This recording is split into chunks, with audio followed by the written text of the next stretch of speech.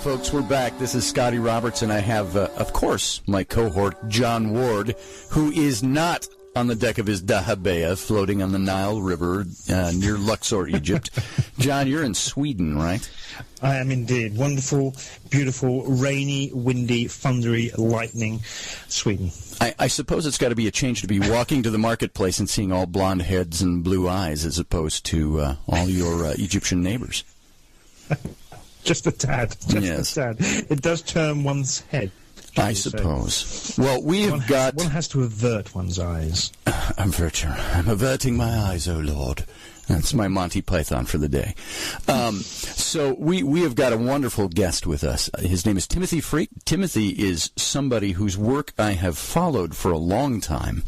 I first picked up his book, The Jesus Mysteries, some years ago, and was very intrigued by that as I was dealing with some of the questions of my own in those arenas. And John, as you know, me being the biblicist of the two of us, you being the biblical minimalist. Don't we know it? You'll probably enjoy some of the things we talk about tonight. And let me give you just a brief. We've got Timothy just standing there or sitting there waiting for us. But let me give you a very brief. It's just from his website. You can go to themysteryexperience.com and see a lot about Timothy right there. But he's a stand-up philosopher, which was something that really intrigued me. That title. He calls himself a stand-up philosopher. We'll have him explain what that is. I have kind of and Timothy, I hope you don't mind, I kind of stole that from you, and I've called myself a stand-up philosopher at times based on some of the things I do, but I think you are the real defining point for that. That's a concept I was going to say, that's never really worked for you, though, has it, really? Quiet over there in Sweden. It's from the ancient idea of the philosophers as the traveling spiritual entertainers. It's like sitting at the feet. Could you imagine sitting at the feet of Socrates or sitting at the feet of Aristotle and listening to them? I have to only imagine in my head that these guys weren't dry. Like they wouldn't say, turn in your papyrus to scroll number 4, and we're going to talk about... I think these guys were energetic. They had something. But he's pioneering this accessible new way to experience what he calls a profound spiritual awakening. Now, John and I, Timothy, and by the way, welcome, Timothy. Thank you for that marvelous introduction. Well, thank you. He tries his best, Timothy. Yeah, I try. You can expect papers from my solicitor about taking the stand-up philosophy. Only if he's wearing a white powdered wig, then I'll be happy. I just heard recently, because of the 4th of July here, I saw some British comic doing a routine, and he said there's so many things, he says, from Great Britain that you would have that you don't have now because you separated from us 240 years ago. He says, and one of them is he says you could go to court and have a judge with a white powdered wig. And he says, think of the change that would bring to your system of jurisprudence. Well, anyway, Tim, the health service, of course, and the health service. Yes, ours is pretty botched up at the moment. Well, we won't go into that. China teacups and copper biscuits. John gets me started on politics without even knowing it, and he'll say, "Oh, Scotty, you said don't go there," and I'm like, "You started it." So, Timothy, I was, as I just mentioned, I was first drawn to your work by reading the Jesus Mysteries, and I want to talk about some of that stuff, but not right away. The first thing I'd like to get into is John and I are... Some of the things we do, the things we talk about, the books we write, we're in that more academic realm. But we try to bridge that gap between academia and fringe theory, fringe history, fringe philosophy, things like that. And John and I, by far, are not your dry, stodgy scholars and sitting in some kind of office somewhere. We like to get out there and get our hands on, and there's definitely the emotional side and the spiritual side that we have. Sometimes you have to downplay that, sometimes you play that up very big. So I'm very interested in what you do beyond some of the works, and I might say here that the books of yours I've read aren't stodgy scholarly books. They are books that have intent that's different than just getting across historical information or scholarly information. And that leads me to ask you about the mystery experience. This is something that you're pioneering this. You say here that it's a new way to experience a profound spiritual awakening that fully embraces our tender, vulnerable, flawed humanity, and that you've spent your life exploring the awakened state that you call the mystery experience. So tell us about that. What is that? Well, I think, I'm a great believer, if you're going to do historical books like the Jesus Mysteries, controversial books, then you do need to be scholarly. And whilst my friend and co-author Peter Gandy and I, when we wrote that, and we'll discuss why that's controversial, I'm sure, later, but when we wrote that, I felt like everything we said, we needed to be able to footnote, we needed to be able to justify, and whilst we wanted to make it an accessible, enjoyable read, we needed that. But also, I guess I never ended up in mainstream academia because it felt as if it was playing some sort of game whereby as if you were actually detached from life itself and could just observe it from some dispassionate place. And I don't feel that. I feel like I'm right in the middle of the mystery of life. That's where I find myself. I'm a curious human being, alive and having this amazing experience, and I don't know what it is. And the only reason I'm bothering to write, which, as you know, I'm sure from your experience, takes an immense amount of time and effort, is to communicate with other interested, curious human beings who are also going, what is this experience of life that we're having? How can we understand the past? How can we look to the future? And most importantly of all, what is it that's happening right now? So my interest is far from detached. I feel like when I write a book, there's an agenda, and unashamedly so. And my central preoccupation is not with the history of spirituality, although I've written a lot of books on just about all of the different spiritual traditions of the world, looking into what they're saying and why. My main interest is my own strange journey through life, and that started for me my spiritual journey, if you like, although it's a word I'm not very keen on, to be honest. Sure.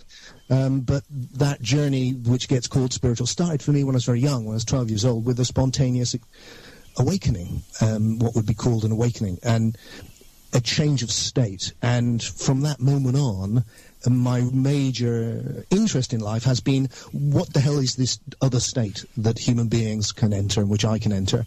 How can I explore it? How can I share it with others? And who are these people that in the past have already been exploring that, and what can they teach me?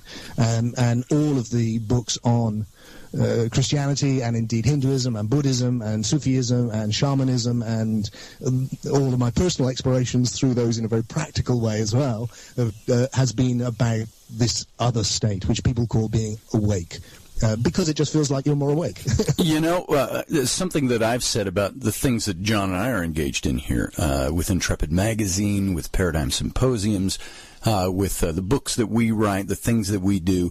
We do these things because they're the things that we like to do. It's the things that drive us passionately. Yes. Now, I'm gleaning from what you're saying is that is what you are doing. You're saying you are exploring who you are, why you're here, what you're doing. But you mentioned this spiritual awakening when you were a young lad. Can you talk about that a little bit? Yeah, I mean, it happened. I mean, my experience of being a young boy it felt to me as if all of the adults were in some sort of coma. Because much like John. Yeah. Because it seemed to me that this incredible thing was happening. I was alive. I had no idea why, and no idea what it was. And it felt like none of the adults did either. It's just they were pretending they did. And with that innocent view of a child, it just seemed preposterous that no one was sitting there, why everyone, in fact, wasn't constantly going, what's going on? What is this? What's this experience we're having? What is this? What is reality? What is identity? What is... And one day, just sitting on this little tiny hill in this very ordinary town where I was born, in the West Country of England, I went so far, I think, now I would probably what happened, was I just became so immersed in the mystery of life that this spontaneous shift, I would say now being deep awake, happened. And the hallmarks of that, as has been found by countless people through the many generations, is a profound sense of oneness and an enormous experience of love, of connectedness, but a visceral, sensual connectedness that reaches right from the body up to the deepest part of ourself. And it was a huge feeling of relief, of coming home, of familiarity, and yet also a big surprise, very paradoxical. And Jim, it made a big impression on me. If you don't mind me asking you that. Not at all. I can sympathise with everything you've just said, and what do you think it is that stops others from having that experience?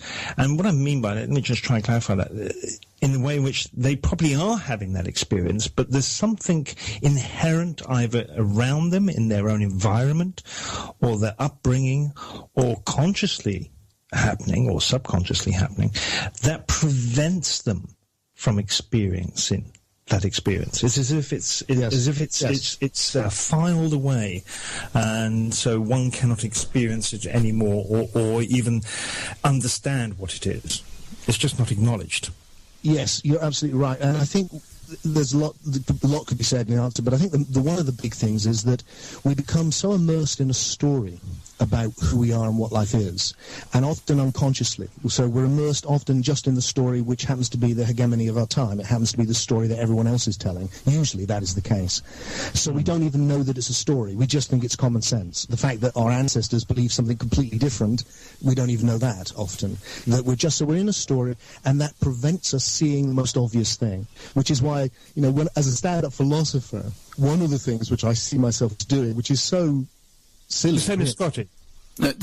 Scotty. Yes, same as plagiarized version of Scotty. Is to simply go around to people.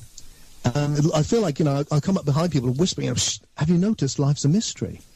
Because often people haven't noticed that. And it's the most obvious thing. The most obvious thing is none of us know what this is.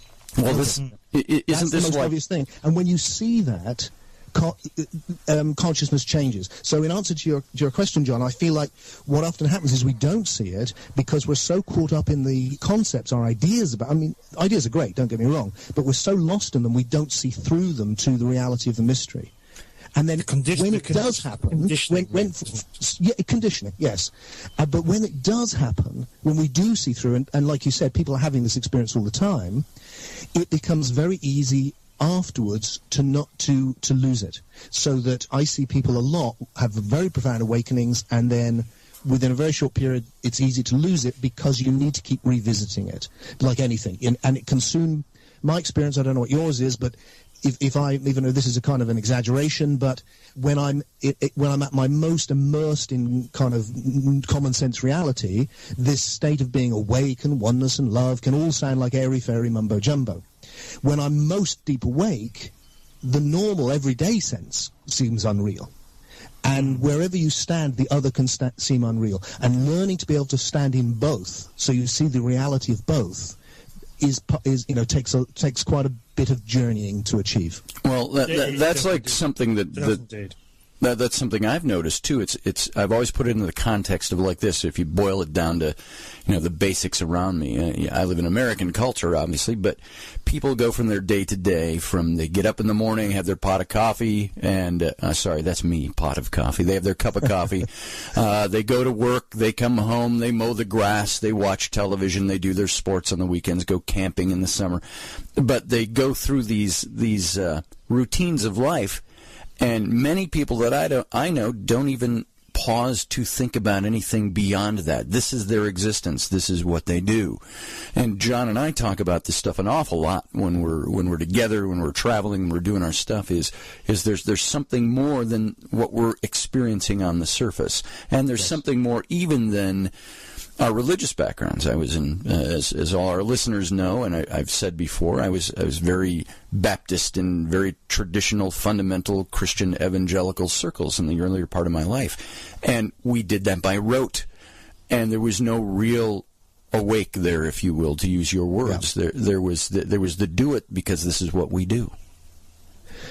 Absolutely. And I think, although, it's tricky, because part of me wants to go, yes, I know exactly what you mean, and I do. And then I also see that people are having all sorts of experiences all the time. It's just they don't talk about them.